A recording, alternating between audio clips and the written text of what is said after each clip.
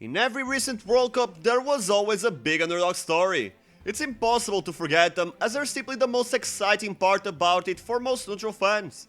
Morocco in 2022, Croatia in 2018, Costa Rica in 2014, the list goes on and on.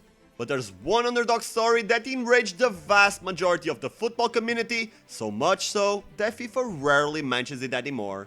In this video, we'll take a deep dive on how South Korea, a nation who had never even won a World Cup match, almost stole the competition in 2002. Now, before we start pointing out the ridiculous aspects in Korea's historic run, we gotta give credit where credit is due. In December 2000, South Korea appointed Hiddink as their new manager. It was a massive feat that they could only pull off by giving him almost full authority over the national team. After all, he was a renowned coach who had previously won a Champions League with PSV, having also endured several good runs with teams like the Netherlands, Real Madrid and Valencia. But if you think Hiddink was able to transform Korea into a reputable side overnight, you're completely wrong.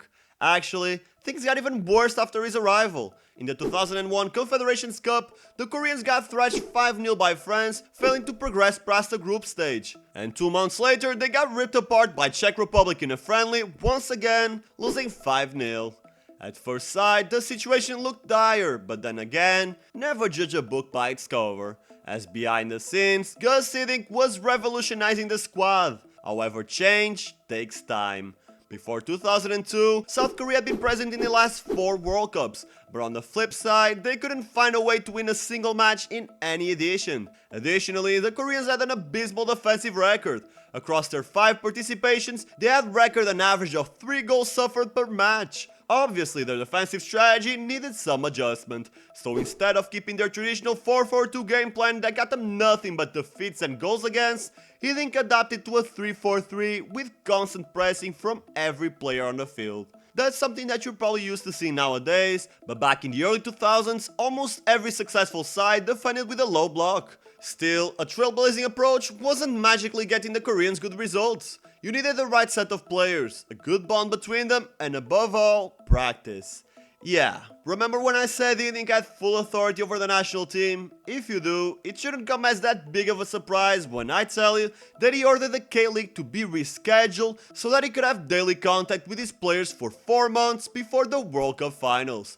During that period, Hiddink would reinforce his tactics, instill some much-needed chemistry in the renewed squad, and perhaps even more importantly, he hammered away their inferiority complex. I mean, it wasn't hard to keep Korea in the same mediocre path. The goal was to get them to the round of 16, and they surely weren't going to achieve it by failing to win a single match.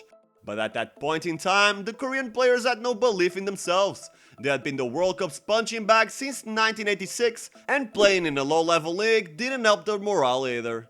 The thing was, this would all be in vain if Korea couldn't find a way to beat Poland in their opening fixture. It was a perfect opportunity to cement their improvements in front of the whole world, against an opponent that was on the same level as them.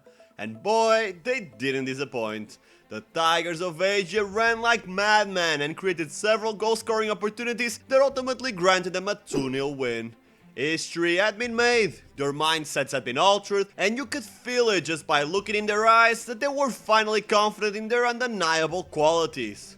On paper, it was just a win against a mediocre side, but in all honesty, I just don't believe they would have had the mental fortitude to beat Portugal, or even draw against an inspired USA squad if it wasn't for their performance against Poland. But the fact of the matter is that they thoroughly deserved to finish in first place in their group. And no, Portugal didn't get robbed. They saw the Koreans' fitness levels were miles above them, so they tried to stop them with hard tackles, and it simply backfired. I mean, look at this foul and tell me it's not worth a red card. Anyways, so far it was fun and actually inspiring to watch a country making history not only for themselves, but for their entire continent. However, this is where our story takes a dark turn.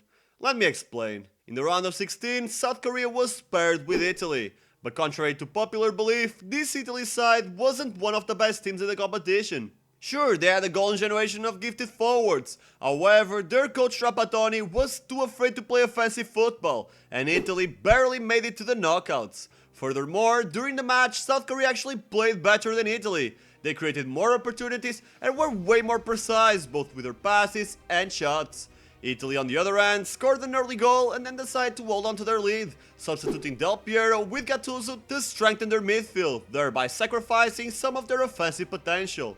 It didn't work out. Italy failed to put the match away and Korea equalized with only 2 minutes left on the clock. Later on, already in extra time, Han Jung-hwan, the man who had missed a penalty in the beginning of the match, scored the winning goal. What a feel-good story, except that the referee's decisions in the match tainted their victory.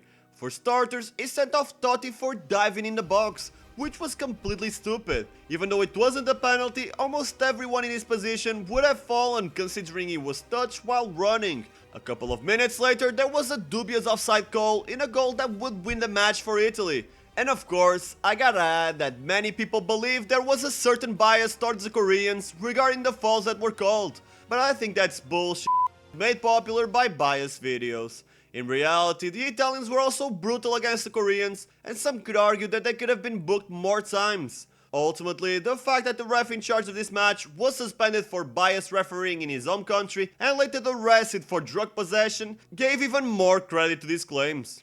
Unfortunately, even with a different ref, the controversy would continue in the quarters. Korea were now facing Spain, who at that point were seen as massive underachievers considering their large pool of talented players. And unlike their bout against Italy, this one was just a robbery. I know that it's really blunt to phrase things this way, but there's really no other way around it. While you could argue that the ref was really strict with shirt pulling and that the play was stopped before this goal was scored, there's simply no excuse for Moriente's goal.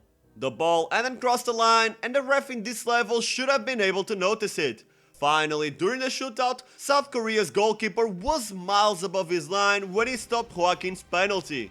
In this case, there's no spin you can put on it. Spain was the better team, created more chances, scored twice, and still lost the match. South Korea's story would end in the semis against Germany, and from a casual perspective, you could feel that the gas on the players was running out. The Koreans had played 240 minutes with a high-pressing style against world-class outfits. Germany, on the other hand, had an easier run, having played 60 minutes less than the Asian superstars. South Korea would also fail to get the bronze medal, losing their final match against Turkey. But in the end, this run completely changed their football history. In the following 5 World Cups, South Korea hasn't failed to qualify a single time, making their presence felt with great wins over Germany and Portugal and 2 round of 16 finishes in 2010 and 2022. Many players from the heroic 2002 squad went on to leave their domestic league and have fantastic careers abroad, but in the eyes of most fans, this run isn't seen with the same eyes as other underdog stories. I mean, it's impossible to do so. When you look up this performance on Google or YouTube, you'll be bombarded with videos after videos showing every single instance where the Koreans were benefited. But hopefully after watching this video, you'll realize that South Korea deserves your respect. They were by far the most fit team in that tournament, had no problem playing eye to eye with the best nations in the world, and this all looks even more impressive considering they never even won a World Cup match before 2002. This would be the same as Honduras qualifying to the next World Cup and reaching the semis. Can you imagine if that really happened? Well, there have happened crazier upsets in football. If you want to watch how Greece won the Euros in 2004, click this video. And spoiler alert, it wasn't given by UEFA or its referees. I'll catch you there.